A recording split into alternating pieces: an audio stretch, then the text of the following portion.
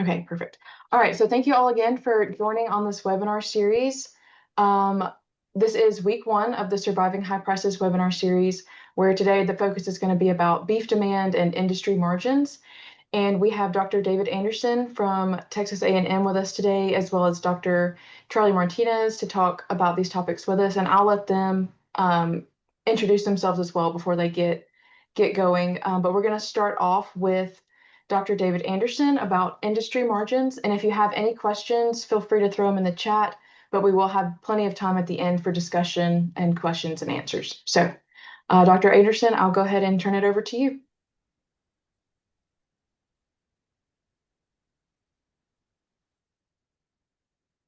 Hey, did that work?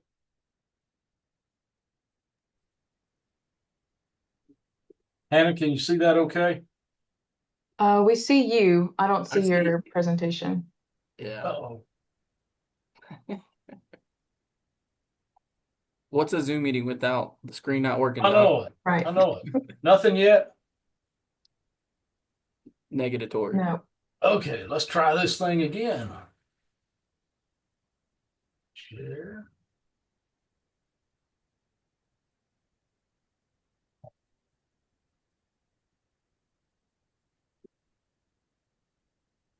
There we go. I think it's loading now. Something happening? We see your messy desktop. Oh, Dr. man, I got Anderson. that just the way I like it. Look at that thing. Organized chaos. Okay, you see the slide okay? Yes, sir. We're good. Ah, fantastic. So anyway, it's great to be with y'all. I think, this whole effort of putting this whole series of webinars together, this is some really good stuff in some exciting times in the cattle industry. And first off, I want to thank Hannah for all her hard work in putting this thing together. I certainly appreciate it. I am here at Texas A&M. I'm an extension economist. I do livestock and meat and some dairy stuff, but so broadly speaking in that big area. So it's great to be with you. Put your questions in the chat. These slides are all available. And in fact, we've got planned doing some short couple page written pieces on each one of these as well. So this will kind of guide this thing. So we'll certainly have stuff available in the future. And it's great to be with y'all on, hopefully what I'm going to do in thinking about industry margins, as we think about this, I want to kind of hit basically four big questions. And this is something we always talk about cyclically. We know we got a cyclical industry. We have independent segments, cow-calf, stocker, feedlot, packers, retailers. We'll talk about margins of each of those segments and what happens during a cycle. But really the idea, so who's making money now? That's a question I get a lot, is who's making the money? And how that changes cyclically. And so I'm going to go through a bunch of slides and kind of talk through this a little bit. Hopefully this will build on what or provide some foundation for what Charley's going to do. But I think it will also lead into next week's segment as we talk about today's cattle cycle and what's different now versus the past. So let's jump right into this thing. But these are kind of the main points I'm going to try to get to as we go along here. First thing, I want to remind us that, when we think about a cattle cycle, we always talk about numbers. We talk all the time that we got the smallest cow herd since 1961, smallest total cattle inventory since back in the 50s. So we often talk in terms of numbers of head. So my red bars here are numbers of head, went back to the mid-1990s. You can see our cyclical numbers going up and down. The blue line, though, is calf prices. And what we often, while we're talking about cattle numbers, we have an opposite cycle, and that's prices, which, for obvious reason, tighter supplies, prices go up. As we build our herd, prices go back down. So we've got this two sides of the coin, cattle inventory and cattle prices. But they're related. And so as we go through these margins, we're going to talk about, point out how these higher prices affect different segments. So really, I think this is the kind of the jumping off point to remember is we've got a cycle and we've got these independent segments. And it turns out that it's not real common for everybody to profit at the same time. And for obvious reasons as we go along. So let's jump into this, and I'm going to talk about kind of four big segments: cow-calf, feedlots, packers, and retail. And so we'll kind of jump through the available data we have and think about this going forward. So if we jump into the cow-calf side and I think about returns, I'm using a series that, I used to help enter data for my colleagues when I worked at the Livestock Marketing Information Center right out of my PhD program back in the mid-90s. This is a long-term estimated series. It's national in scope. It's not any one person's data. We're using secondary data, but we're building a kind of an estimated average cow-calf returns over cash costs in an annual sense. And if we go back into the 90s, we've got the ebb and flow of our cattle numbers, but cattle prices as we reduced our herds in the early 2000s. If we think about a cycle and we measure from trough to trough, 2004 was a low point in terms of cattle numbers. 2014 was the next low point in cow numbers. And we're still headed that way now in terms of cow numbers, where we're going to get to at the bottom. But we go back to those the early years in this set. We had rising returns as cattle numbers declined. Prices went up, and we generated net returns in 2004 of about $150 in a broad kind of capturing these broad areas of returns. Profits, if I can use this term net returns and call it profits generated the market incentive to expand. So we started expanding, prices went down, we started losing money. We kicked the thing off again by cutting our herds. Then, of course, the big drought hits, at least down here in the southern plains and Southwest, 2011. We shrunk our herds. We lost more than a million beef cows in Texas, but shrinking herds, fewer cattle, cutting beef production, and we drove prices to record highs, which generated, if we look at that bar almost right in the middle for 2014, generated some record large returns, almost $550 per head. I'll tell you, markets work. High prices and profits is the market incentive, and the market is telling us to expand. We expanded. We drove prices down to a bunch of red ink. You look at 16, 17, 18, 19, 20, 21. In terms of cow-calf returns, as we expanded, returns were negative. Prices were falling, but it's also important to remember, particularly over the last few years, of sharply rising costs. So not only did we have low prices, but we had costs contributing to a cost price squeeze, and now we've been reducing our herds again, and we're back to record high prices. So if we think about this in the cow-calf side, cyclically, high prices, record high prices, costs are in there too, but we've generated some record high returns going on. So that's one thing to keep in mind for this first segment. And I tend to focus on the cow herd more because I think that's the productive engine of the industry. That drives our production, our whole supply side of things. So the market signal is there to start expanding. So we're going to think about this same set of idea from cow-calf returns into cattle feeding returns. And again, this is kind of reflecting a Southern Plains, 750-pound steers, feed them to their finished weight. We're using custom costs. We're not doing any kinds of price risk management or anything like that. But again, annually, going back to the mid-90s, well, you see a bunch of red ink over some years. But again, cyclically, 2014 was a year of record high prices on the calf side. We also had some pretty profitable times on the feeding side. Now, one of the things in showing this as annual data, I'm going to split this into monthly in a little bit, is because as we get to the margin side of this beyond the ranch, timing of these prices is really important in terms of profits. In 2014, we drove calf prices, we drove cattle prices to record highs. So we had feeders who were buying feeders, and at that time they were outrageously priced, and everybody thought, well, this ain't going to work. But cattle prices kept going up. So we're buying at one level, feeding through part of the year, and selling them into a rising market. That ought to sound familiar because we got that going on now. But that doesn't last forever as prices are falling. Then we're starting sort of going the other way. I've bought feeders higher, prices are declining. You can see losses in kind of overall 15, 16, and some pretty low returns in 18, 19, and 20 as well. So again, cyclically, it doesn't quite match up with the cow-calf side. But certainly rising prices and the timing of rising prices, buying at one level and getting to sell higher with heavier weights is a recipe for profits cyclically.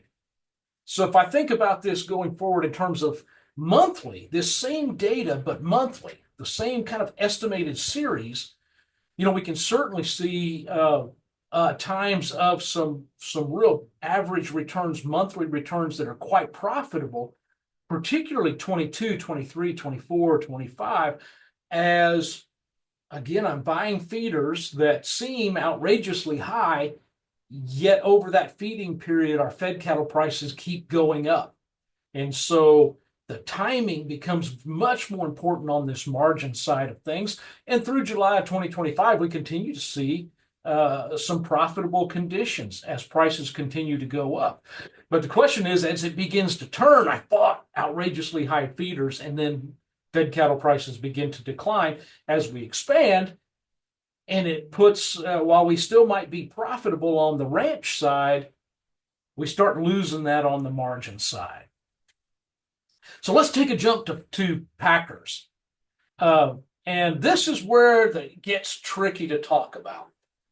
I'm going to talk about everything in terms of a price spread, a live to cutout, a cutout to retail. So it's really important to think about this is that price spreads are deceiving because we're not subtracting out the processing or production costs. I'm taking the value of the carcass using the cutout value and our average weights minus the value of the fed steer. So none of the costs of processing, running a packing plant, labor, electricity, all boxes, all of that is in there. So we really have to be a little careful in talking about it, but it's also pretty hard to estimate what those processing costs are and the value added part. So it's a gross margin idea. We're going to leave out some of the other value added things that a modern big processing packing plant does. So it's not profit, but we can certainly infer good years and bad years from this idea. So we'll think about that, and you'll often see talked about in popular press or whatnot, the live to cutout spread. So that's what we're going to do here in terms of this live to cutout spread idea. So I went back and I calculated an annual live to cutout spread clear back to 1980. So I went back a little further than I did on our cow-calf and feedlot side of things, and I wanted to highlight a few things in this. If you look at our, from the 80s, really, clear into a decade ago, you see a spread that ranges from about $50 to 150. Actually, 2004 there was about 177. But a live to cutout spread basically in that range for a long period of time. A little bit of upward increase in that spread, but a spread that's basically right in there. So one of the things I might highlight is take a look at like 2012, 13, 14, 15, in that time period. We had really declining cattle numbers. We had record prices in 14. And so you can see a little different kind of spread. Record high prices and tighter supplies didn't lead to a real spike in terms of this live to cutout spread in terms of numbers there compared to, say, the profits on the cow-calf side. Now, what I think is pretty interesting in this is that the entire data set, if we calculate this spread, is swamped by what happened in basically over the last decade. So, we started seeing declining cattle prices. We had very low prices for calves and cattle in 18, 19, 20 in that time period. And so we see a sharply widening price spread. So as the fed cattle prices are going down, they tend to go down faster and farther than the wholesale price does, and the spread widens. You can think about it this way. I'm buying, if I'm a packer and I'm buying those cattle, I'm buying them, prices are going down. And so I'm buying lower prices. One way I make more money is to buy them cheaper. And that goes for everything beyond the cow-calf side. When prices are going down, one segment loses money, the buying segment is making money. Now, what skews this whole thing in a crazy way is, first off, 2020, when that average got to over $500 per 1,000 pounds is how we historically calculate this. So I might think about $500 per head. But my gosh, you get to over $500. Well, that is heavily skewed by May. Packing plants closing down because of COVID. When a plant closes, the live animal price goes down, the cutout value goes up, and we create this spread. What you'll notice is the rippling effects of that go on clear into 2021, where the overall average spread is much higher in 21 than 20 even. So record profits with really poor calf prices. And I think it's fair to say record profits. If we took some costs out of this whole thing, we'd have record high profits. And what we've seen since then is rising cattle prices and a declining live to cutout spread. And so we look at 2024, 2025 on here. I did a little estimate of 2025. I have essentially a lower live to cutout spread, a packer spread, if you will, in 2025 than we had way back here in 2004. So we've got the lowest annual live to cutout spread in 20 years, really driven. So you get this idea that, hey, what's going on? Net returns on the ranch side are record high, but we're really seeing losses on the packing side. So again, this idea of this cyclical nature going on, I think, tells us, this is a tug of war between all of these segments. Just for kicks, I stuck in the monthly data that goes into that annual thing I just showed you. And so far, we've got a live to cutout spread that by most people who do estimates of packer returns have been negative all this year. We've got a tighter spread than we did last year, and certainly smaller than that 5-year average. But that 5-year average includes May of 2020 with record high price spread or returns. So we have this within year seasonality, but this cyclical nature that's affecting the cattle as well. So let's jump to cutout to retail. This is also a tricky one. So this measures the cutout value of that carcass and the retail value of the cuts that come out of that. So we might imply here maybe a grocery store beef case price spread. I think we got to be careful not to think of it as profits, because there's a lot of costs that go into putting that steak or ground beef on that grocery store shelf. But again, we are using a retail beef price that comes out of the consumer price index that reflects a grocery store price. I think there's several things to pull out of this. One is, look at the upward trend of this. If we were to take this data and basically adjust for inflation, put this in real terms, one of the things I think we would learn is that this, more than the ranch or the feedlot sector, is much more influenced by overall inflation rates. And it's because the beef is only one part of putting it on the shelf. Labor, energy, while we have those in those other segments, I think it's even more pronounced here. Yet even so, you can see some up and down movement as as we have had higher cattle prices, it contributes to a higher cutout to retail spread. Yet, what I would point out is on the cow-calf side, we had lower prices in 18, 19, 20, and those lower prices show up in a lower cutout to retail spread. And so we've got some different kind of market dynamics happening as we think of the meat case that reflect tighter supplies and higher prices, and then lower prices that end up reflected in retail price. So I want to show this one other way. When I took this whole thing and put it together since 1980, I thought, boy, my cyclical features really wash out. So I took the same data for the last 10 years, went back to 14 through 24. 14, we had record high cattle prices. We had the lowest cutout to retail price spread over this decade of period. Again, the idea I'm buying beef higher, it's gone up higher and faster than I can sell it at. So we start seeing higher prices, and we see market adjustment in terms of the cutout to retail spread with retail prices going up. Yet interesting, we had falling prices in the cattle market, 17, 18, 19.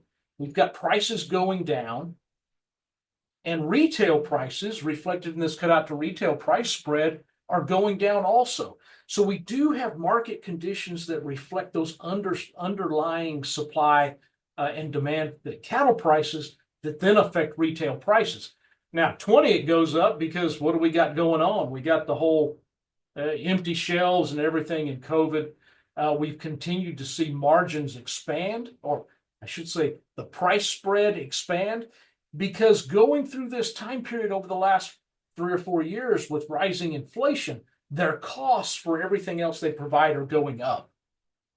So now we're back in a high cattle price environment with record high prices, and we actually see that cutout to retail price spread decline. But again, the upward trend through all of this keeps going up. Again, I thought I would include this for completeness, looking at that month-to-month seasonality within the year of a cutout to retail price spread. And we've got wholesale prices that are going up faster than a retail price. And we actually have some declining price spreads compared to a year ago and compared to a 5-year average. So, who's making money? If we go through all of these different segments, as you dig into it, it's pretty hard for all of them to profit at the same time. Yet it's also clear that each segment has different price dynamics, and timing is critically important on the profit side, particularly as we look at feedlots in that part, but also on the packing side and the retail side. The timing of price responses is different. What we discover is margins get squeezed. The tighter supplies, higher prices beyond the ranch, those margins get squeezed tighter. And so we see prices that increase farther and faster for calves than feeders, feds, cutout, retail. And I thought I'd show it in one other chart. If we were to look at, this is the choice steer value as a percent of retail beef price. Lately, we've been up close to 60%. What that means is that the value of the steer is 60% of the retail beef price. And we were down close to 30 in 2020, which is what has driven so much of the interest in direct to consumer sales of beef right off the ranch, developing your own label, building small plants. The works that we've seen was driven by the value we were getting, or the lack of value we were getting for those steers relative to the retail price. Yet now the worm is turned, and the value of the calf, or the value of the steer, is much larger percent of the retail price. So as we think of this margins in squeeze and who's making money and how this works, I stole this from these statistics. It saved me some time doing it myself, but I stole it from Daryl Peel's weekly news article, and talking about the same thing. And I think it leads into next week's webinar also. But if we look at the calf market since 2022, this time of rising prices, Calves are up 136%. Feeders are up 107%. Feds are up 70%. The cutouts up 59. Retail prices are up 21%. So each step up the line we go, prices have not gone up as far or as fast, which means every step beyond the ranch side in this part of the cycle is getting squeezed simply because those prices don't go up as far or as fast as do the calf market. So in the cycle where we are now in terms of margins, we got a bunch of people in our margin type operations that are getting squeezed, it's the time that a cow calf side makes a little money. So that I'll tell you what, that is my last slide as overview, other than thank you for being with us. Hannah, thank you for all your work in putting this together. I should also point out Max Runge. I saw Max on the list of folks too. Max kicked this whole thing off with a seminar we did back earlier this year and kicked off this whole idea for this whole thing. So Max, thank you for your brain power and coming up with a great idea. So Hannah, should I end my show? Do we have any questions? Should I end the show before we do any questions? Is that all right? Yeah, you can stop sharing if you'd like to. Does anyone have any questions they'd like to answer now, or we can wait till the end as well? I want to stop sharing. The back to your desktops give me a headache, Doc. Hey man, that's for me, not for you.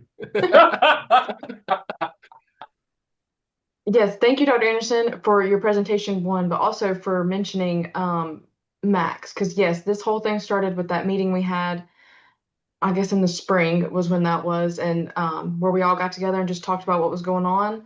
And then this was one of the outputs from that meeting. So yes, thank you, Max, for initiating this whole effort. Okay, if there are no questions right now, we'll go ahead and let Dr. Martinez take over with his presentation about beef demand during this part of the cattle cycle. So go ahead, Charlie, whenever you're ready.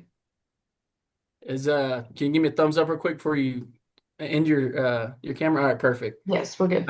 So as Hannah said, I'm Charlie Martinez. I'm an extension specialist at the University of Tennessee.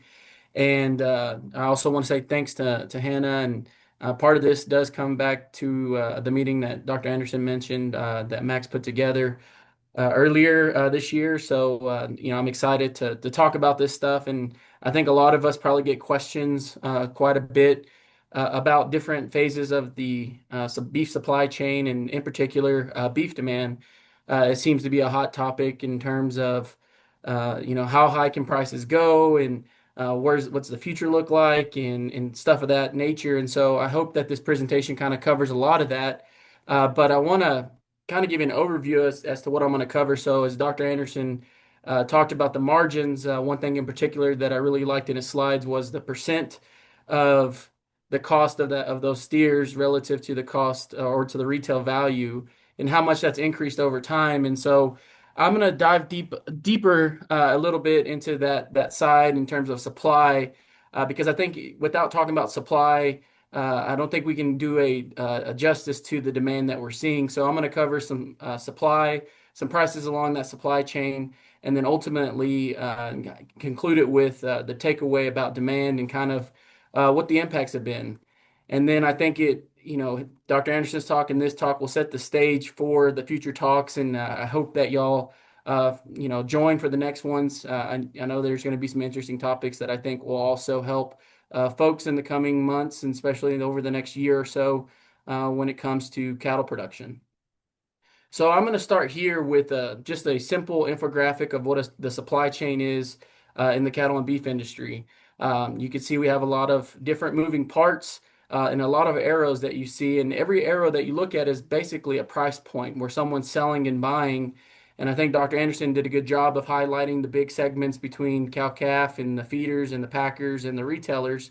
But for this talk, I'm going to focus in on this blue box that you're looking at here. And I'm going to start at the processing plants level and then work our way down to the U.S. consumer. And one thing I want to mention is as we talk about this segment and ultimately demand, while we do have supply chain and it works their way from the cow-calf producer all the way to the consumer, The consumer does give signals to wholesale or to retailers and restaurants that then ultimately works its way up to the wholesale level and ultimately throughout the rest of the supply chain on upwards. So on the supply side of things, what you're looking at here is monthly national slaughter capacity utilization. That's a long way of saying, given all the national chain space that we have, how much is being used on a monthly basis. And so this measure was actually developed by Dr. Chris Boyer here at UT, Dr. Josh Maples at Mississippi State, and myself a couple of years back. And updating it is always interesting because if you look at the blue line between 2019 and 2023, you see, roughly on average, there is some seasonal trend to it, but approximately, throughout the year for that 5-year time frame, on average, packers were operating around upper 80s to upper mid levels of 90% capacity, meaning of all the space that we had, packers were using 87 to 95% or 94% of all the space that they had. There's always going to be a little bit of lag there for packers just because they're trying to always have space available for maybe a good buy or to play catch up for a Saturday slaughter, things of that nature. And then last year, as we started having tighter supplies, you can see that each month was relatively lower compared to the previous 5-year average. And then this year, we've really started seeing some downward trends as we've really starting to hit tight supplies. I think on the year, we're almost 7% lower in terms of total cattle slaughtered. And then as you look at it, we've slowly been seeing a trend downward from January all the way through the latest data that we have, which is August or the end of August, where capacity utilization was sitting right at 80%. So these packers are operating in the margins that Dr. Anderson was talking about with relatively a lot of chain space. And so from that perspective, what does that mean in terms of total supply? Well, if we look at it, what you're looking at here is quarterly U.S. total U.S. beef production here in the U.S. For each quarter. And you can see, and I left it this way so that you can see the last time we were in a tight supply situation in that 13, 14, 15 time frame. We dipped down here and from a quarterly perspective where we have quite a peel back of total supply being offered to the market. And then we have the uptick as the liquidation occurred and supplies became plentiful for the feeders and the packers. And then as you can see here over the last couple of quarters, we've been having a downward spiral to where we're sitting at levels that were, going back to the pandemic times. But if we were thinking about more normal times, more towards the levels of 2019, 2018, and 2017. And so if we have capacity utilization being lower, that ultimately leads to lower supply that's available in the market. And if we think about it, there is some seasonality to it. And if we parse it out by month, you can see that since March, we've been having a downward trend each month in terms of production nationally. And so, we're starting to see really this impact of tight supplies not only occurring at the slaughter capacity or the slaughter rate level, but also in terms of total production from a monthly basis. And ultimately, we start thinking about ways that we supplement our U.S. production, and one way is by trade. What you're looking at here is monthly beef imports and exports. Don't worry about production and all fresh retail price yet, but you can see in the red side is our exports and our this thing will move for me. Whoa. There we go. We can see our exports and our imports, and you can see there on the bottom side, we started tightening up over the last couple of months, and we see the red start to shoot up as we start to have tighter supplies domestically. So we got to go find it internationally, and majority of that comes from New Zealand, Australia, and most recently, or up until recently, Brazil. And the reason why we have that is because we are a hamburger eating country. We like having different varieties or different mixes of hamburger. And given the tight supplies of fed cattle, but also cull cows, we don't have enough to produce. And so we import a lot of trimmings in order to get to that domestic level that we need for our U.S. consumers. And then also, if you think about it, not only do we need just ground beef in general, but we have to be able to meet the need for the 80-20 mix all the way up to the 93-7 mixes. And so if you take our imports and exports and then you apply that to domestic supply that we produce, you end up with total domestic supply, which is what you're looking at right here. And it's monthly, and I put down there an annual. And so if you look at this and it seems kind of noisy, it's because it's a monthly measure. But what the reason why I left it there is that you can see, from 2001 to 2008, we had an upward trend, and then we dipped down into the low spots of 2014 when we had tight supplies. And then we start having our increase up through 2020. And then as we started working our way through tight supplies most recently, we're sitting at relatively stable domestic supply relative to the tightening of supplies, but that's offset because, or the reason why we have these levels is because of things such as the imports. And so if we look at it, if we look at a rolling monthly average, we look at here towards the end of 2025, we've started to see an uptick, and that was influenced by the amount of imports that we're bringing in from Brazil over the last 4 to 5 months until the tariffs were kicked in. And so we see an uptick, but now that we know that we don't have that import volume coming in from Brazil and we're relying on Australia and New Zealand, I would expect that number or this red line to start taking a dip down here in the next couple of months. And so if we have supply, and we know that we have tightening supply overall within the last couple of years, we now can start looking at prices. And so if we look at the cutout value, which is the average price, if we take a beef carcass and we take all the primal cuts and we take the average price and we put it all together, that's what gives us our cutout value. And over the previous 5-year average, we see that we have some seasonality, especially the uptick around late April, early May, and prep for grilling season. And then we usually get through the dog days of summer where we see the cutout value decrease. And then we have a nice little bump again in the early parts of fall. And then we usually taper down through the last half of, or the last quarter of any given year. And last year, while we did have tighter supplies, and we saw that in the capacity measurement, we were still relatively stable throughout the year. We did have some seasonality to it, but relatively speaking, it was a pretty steady line.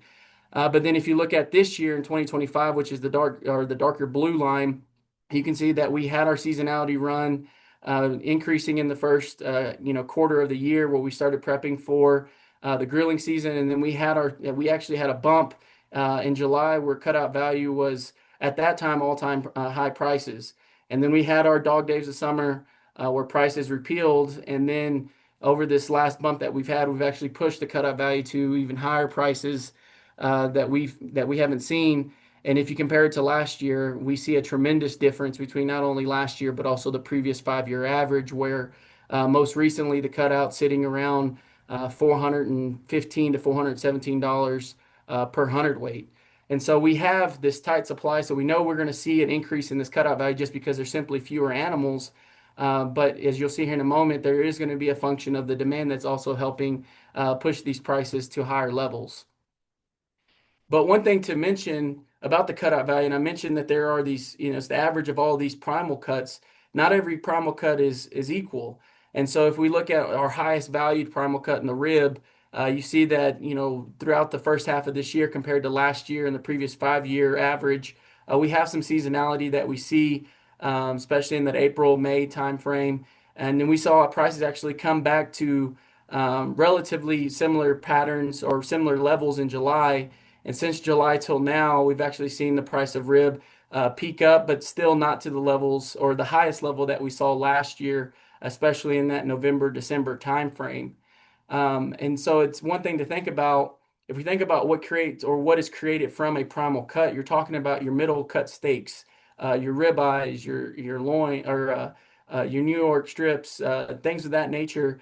And so, those are going to be seasonally or seasonal type products. And so we see that acting or playing out inside these prices. But I mentioned earlier about the tight supply of cattle and the need in order to generate product for ground beef. And if we look at a cut that's more lower valued, such as the round, you can see that we've been operating at levels that are not only higher, but have been continuing to increase. And so the previous 5-year average is the solid red line. Last year is the dotted line that you see. And throughout last year, similar to the cutout value, we saw pretty stable prices throughout the year. But then as we work our way through this year, we see that we've been increasing since around May. The trend has been increasing at an increasing pattern. And I think part of that is in due part to the need to have meat for ground beef.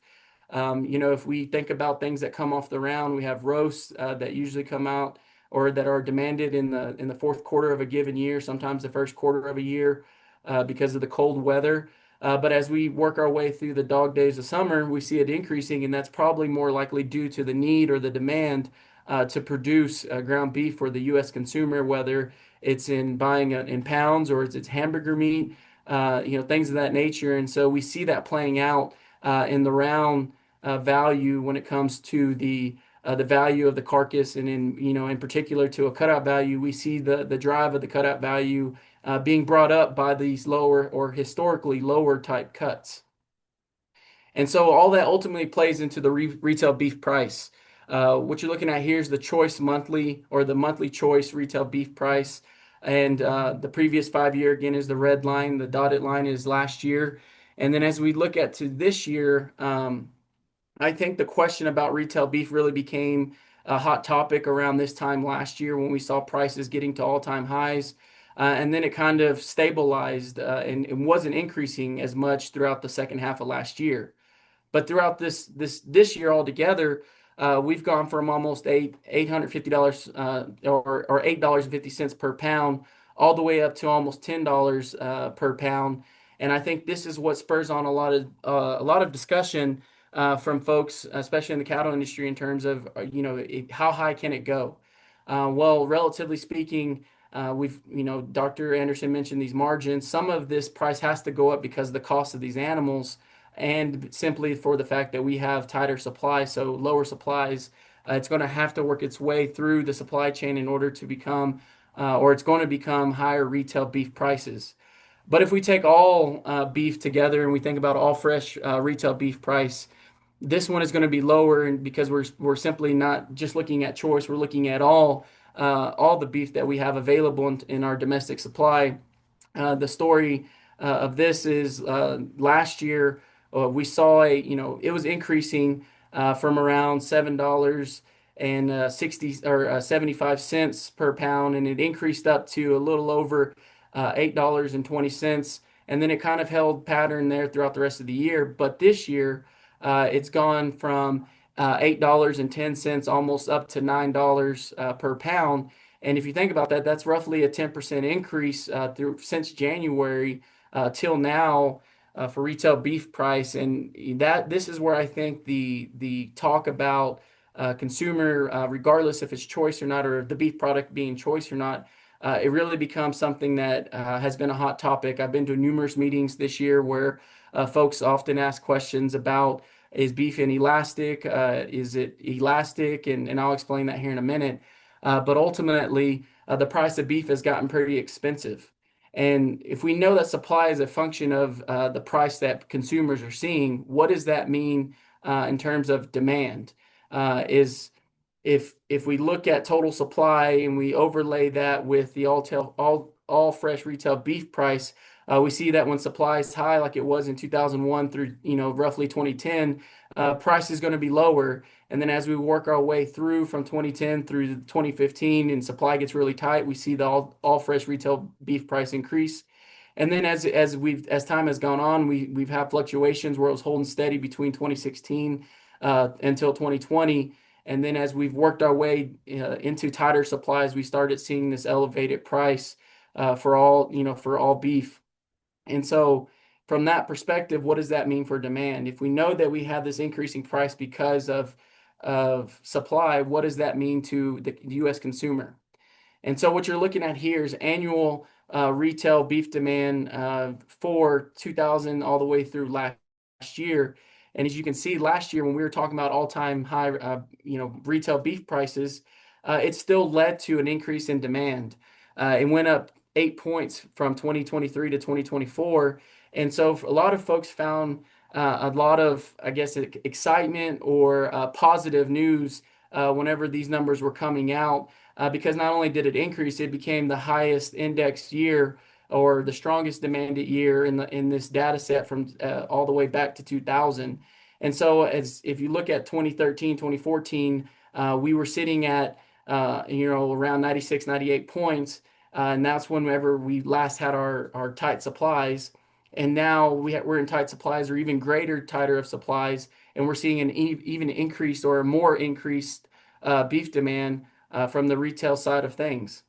And so as we work our way through this year, the question became, well, is it going to hold? And as you can tell here, this is the annual or this is a first quarter for each of the years that you see listed going back to 2000. And not only was this year an increase of 10 points in this index, but it became the highest index first quarter for the last 25 years. And so we're seeing this demand hold strong through these high prices in the first quarter. And then if we look at the second quarter, it's similar news. This is every year, the second quarter every year since 2000. And not only did we have an increase of 12 points this time in the second quarter, but again, it's the highest index quarter that we've had since 2000. And this is during a time when all fresh retail beef prices have reached even higher levels. And so it seems that the demand, even though we're in high prices and there's a function of supply that's at play, we're also seeing high prices because of the strong demand. So if we have demand increase, price increases.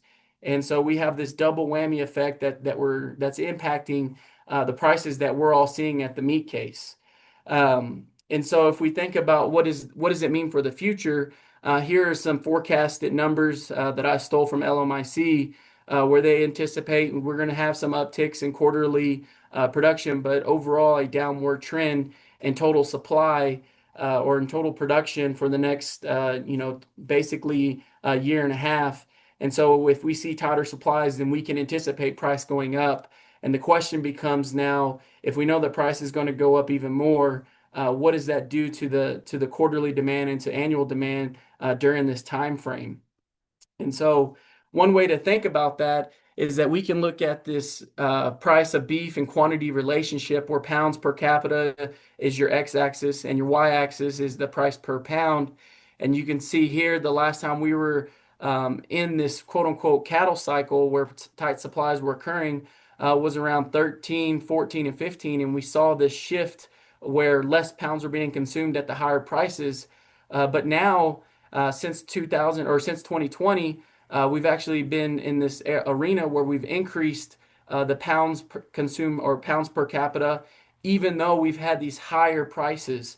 And so, I think this is where the question becomes, is beef more has beef become more inelastic? And what I mean by that is, if a product or a commodity is inelastic, then price is irrelevant because people are going to consume it out of necessity. And people often refer to like gasoline or medicine as a inelastic good. And I would caution that because we know that there is a budget constraint out there for U.S. consumers.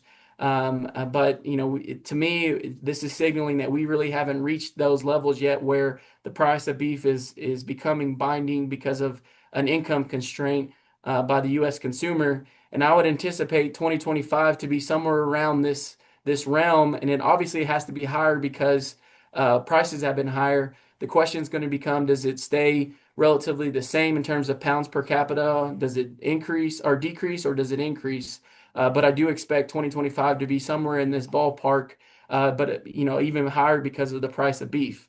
And so some key takeaways: beef demand has been extremely strong during this price run that we're seeing. If you think about the last couple of slides, even though we're in high prices in terms of retail value, demand has not gone away. In fact, is actually increased at annual changes that we have not seen before.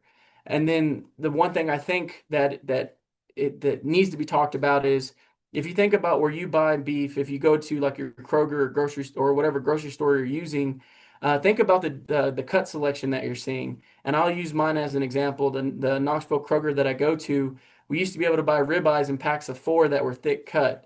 Well, now to be more price conscious to the consumer, we can now only buy ribeyes that are the same thickness but in packs of 2. And then there's other packages now where we start seeing more finely thin cut ribeyes. So instead of getting the thick one, we're starting to get thinner ones, and stretching out the beef that that we can get. And so the amount that you see in a package has probably gone down because price has gone up. And so they're trying to balance, from a retail perspective, there's this fine balance by retailers of how do we stay price conscious while trying to stretch out this beef. And I'll use brisket as another example. We're slaughtering at weights of 1,500 pounds, 1,600 pounds, and we only get two briskets per animal. Well, briskets at that weight are probably going to be pretty large. And so we've gone from briskets that were 11, 12 pounds to now 20 pounds. I saw one the other day at the Kroger. And, quite frankly, from a consumer perspective, that's too big for me and I'm not willing to buy it. But as soon as I see a 11 pounder or a 12 pounder, I'm probably going to buy it just because I want to make brisket, but I don't want, a 20 pounder versus having an 11 pounder. And so, kind of getting back to this elastic question, I think, saying beef is inelastic is not a correct statement. I would say it's gotten more inelastic in its tendency because, even though price has gone up, we're not seeing, from a pounds per capita standpoint, we're not seeing a tremendous decrease relative to the increase of price that we're seeing. And so I think it's gotten more inelastic, especially since the last time we were in this price realm of high prices and tight supplies like we were in 13, 14, 15, and 16. But I wouldn't call beef inelastic. And if you think about it, I think, that if it was truly inelastic, pounds per capita would not change and price would just kind of, if price increase, we would expect 25 to be at an extremely high level. I think this year will be a year that it shows it's the most inelastic version of itself. But I don't think beef is inelastic. And so I think throughout the supply chain, if you think back to that figure that I had, the U.S. consumer was the bottom, and the U.S. consumer right now on average is signaling strong demand, which gives credence to having prices, still, or continue to be elevated. And I think it kind of gives an anchor to those prices in terms of there's still room to go up. But the question becomes how high. I don't think we'll find out this year. I think maybe next year we'll start seeing some of the, some answers to that question. But if, from a cow-calf perspective or anyone through the supply chain, I think risk management becomes something that is useful and probably needs to happen from a cow-calf level, especially, with these high prices. It'd be a bummer for someone to market animals and be on the wrong end of things because there's been a repeal of demand. And if we see demand decrease in a given quarter, that will have more of an impact than anything that on the supply side could do because it could impact prices throughout the supply chain in a pretty quick fashion, or what we would call the short run. And so I won't, if you're not in the Southeast states, we do talk about things like this on the Southern Act today. I'll bring that up here in a minute. But we do talk about things that impact folks throughout the beef supply chain, whether it's retail prices, wholesale cut values, or the cow-calf sector.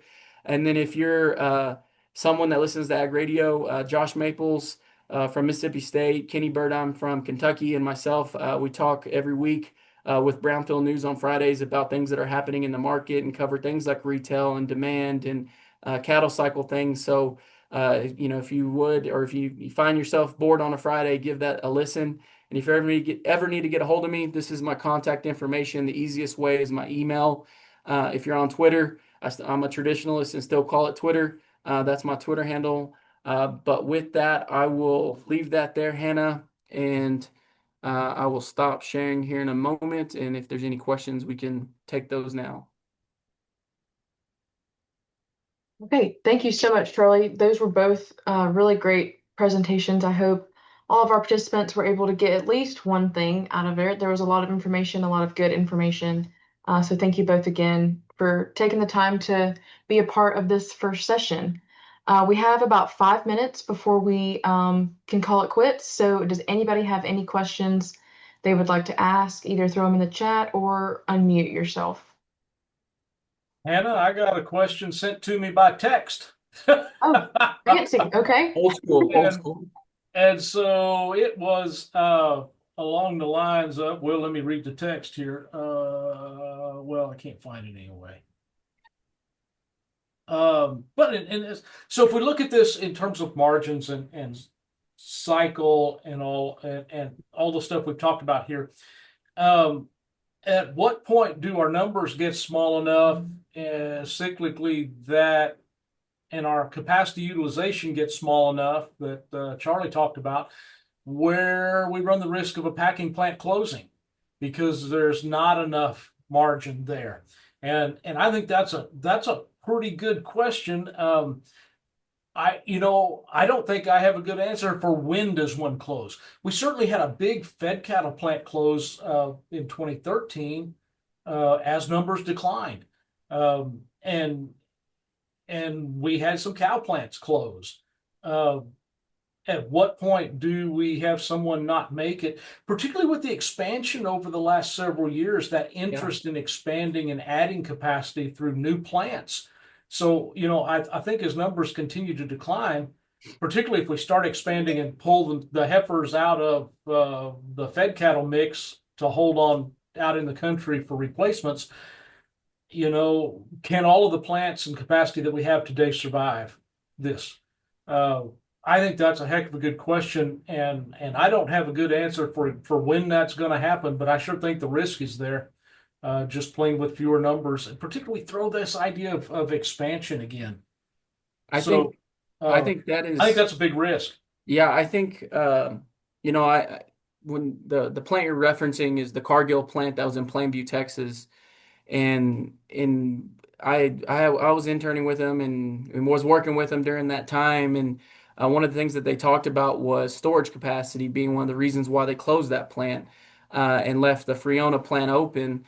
And so I think we have this time where I think a discussion is probably occurring and at certain plants when it comes to should we shut down. But I think ultimately the answer to that question comes down to their cost of production individually for each plant, and then also what storage space they have for the animals that they are slaughtering. But I don't think anyone has an exact answer in terms of at what point would we see one close, just because of, it's, I think they think about whenever a packing plant is operating, they know that they're going to take years where it's not going to be fun. They're going to take their licks where they operate in the negative, and they have the hopes of operating in the positive, or that, the good times will come back. And so I think whenever we start sprinkling in this talk about expansion, especially in the northern or the Midwest area, there's talks about a plant coming on soon that's 5,000 head a day kill. I think that will be something that if one comes on like that, that might push one out, just because there's going to be fewer cattle, and so they're going to have to compete. And I think that bites at the profit margin that they're hoping for. So we got another question. I'm going to just jump on this one, Hannah. Go ahead. About increase. If we produce more beef per cow than ever before, how many more cows do we get in an expansion before beef production is more than enough to drive prices back down? And you know what? I had those two slides in my slide set and I cut them out just in the interest of time. But that's exactly right. Every cycle we've had since the 70s, the peak in numbers is smaller than the peak before. And the difference is we're producing more beef than ever before. So it's pounds, and so we're increasing pounds per animal. So this time around, is it possible that we could get more cows than we had in the last cycle? Probably not, because we're increasing the amount of beef production per animal. So I think that makes it really tough to get more cattle than we had at the peak of the last cycle, simply from that total pounds idea. And so what that suggests is we'll have, I do think we'll have some expansion, but I think it's hard to get those numbers back. And we could think about some practical stuff too, like land going to other uses, higher valued uses, leaving production, going to something else, which is not a new story that's gone on forever. Yet that's still part of it. But we make up for that with more pounds per animal. And so I don't think we have much evidence of that kind of trend particularly changing going on. So what's the new number of how many is too many? probably fewer than we had at the last peak, because that's going to mean more beef production than we've had at this last peak too. So I think that's a pretty good guess without throwing a bunch of numbers in the thing. Thank you for taking that. And we have one more in the chat. I don't know which of you would like to take it, or if we have other livestock economists on. I think I saw a few of you on here if we want to discuss this one. But do we know how much of beef's continued demand can be explained by a simultaneous rise in the cost of poultry and poultry products? Substituting for something other than beef doesn't give as much savings as it did before the last bird flu outbreak. So just I comparing. Anderson, I think you need to take this one. You and I talked about this the other day, and I Mhm. So, want your answer. I think y'all put out so an article about it too in Southern Ag Today or something similar. so if I was a good economist, I would say it's not the level of prices that matters, it's the relative prices, right? What's beef price relative to my other choices? And one of the things that shifts demand, you know, if price goes up, we buy less, you know. But what shifts demand? Population, income, tastes and preferences, and relative prices. So our tastes and preferences, people like beef, particularly more prime, more high choice, more branded products. We've had growing demand, as Charley talked about. But beef is becoming relatively more expensive if we use that retail price data than pork and chicken. Even though we see rising chicken prices and rising pork prices, beef prices have gone up by more. So it's relatively more expensive. I think that's one of the interesting things is that people continue to buy beef, even in the face of that it is relatively more expensive. And so that is the one kind of demand shifter out there that you would think puts beef at risk is that at some point, we get more decisions to buy something that's relatively less expensive. So great question. Yeah. Okay, well, Maybe it there's is. a reason that chicken's cheap. That's not very nice. um, it is a couple minutes past 3, so we'll go ahead and wrap up here. But thank you all again for joining this webinar. There is the survey link in the chat. Please take that if you have the time. Just go ahead and open it and get it over with. We really appreciate you taking that. And thank you, Dr. Anderson and Charley, again for being a part of this. And we hope to see all of y'all next week for week 2. We'll be talking about the differences in this cattle cycle compared to other ones, as well as import dynamics. So thank y'all very much. Thanks, Hannah. Thanks, See y'all Hannah. later.